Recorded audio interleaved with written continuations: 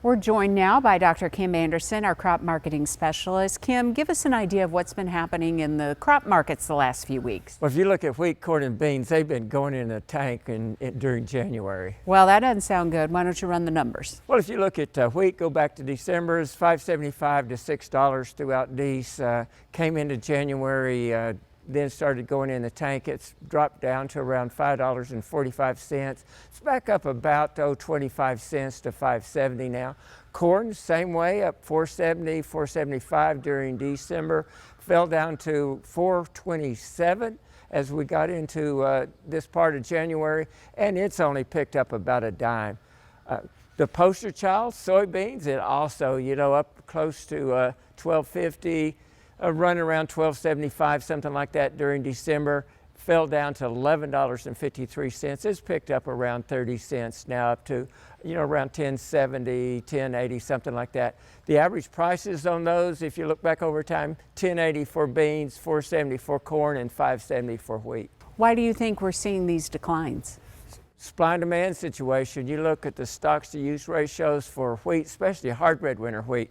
33% stocks to use ratio last year, 48% projected for this year. The average is 49, so we got right at average stocks to use ratio or stock situation for wheat.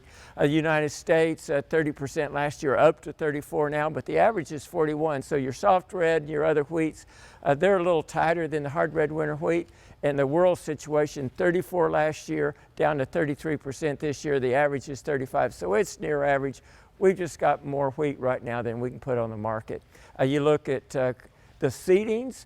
We had the seedings come out. That report, less acres than last year, and I think that helped our prices a little bit, as we've seen over the last week or so. What are your wheat harvest price expectations? Well, what I did for looking at wheat harvest, one, you can forward contract for around $5.70 a bushel. I looked since 2009 through 2023, the average January price, and how did that compare to your average harvest price coming up? That's June, July, and August. You look at the average January for this year, $5.65. Over that 15-year period, on the average, prices were either 65 cents lower or 85 cents higher. So a range that'll get you 50% of the time is from $5 to $6.50 with an expected of $5.70. If you go on out, your biggest moves, minus 95 cents down, plus $1.50 up, that gets you a potential price range for this harvest from $4.70 to $7.15. So expected $5 to $6.50 with the most likely around $5.70. $4.70 on the bottom, $7.15 on the top. That was a lot of pencil to paper right there, wasn't it? Yeah, but that's a nice range, and it's a realistic range because that's what's happened over the last 15 years. There's a lot of volatility in this market. For sure. Let's switch gears and talk about corn and soybeans now. Well, we'll do it a little tighter there since they're further out. You look at corn. I think you can forward contract for around $4.50, $4.60.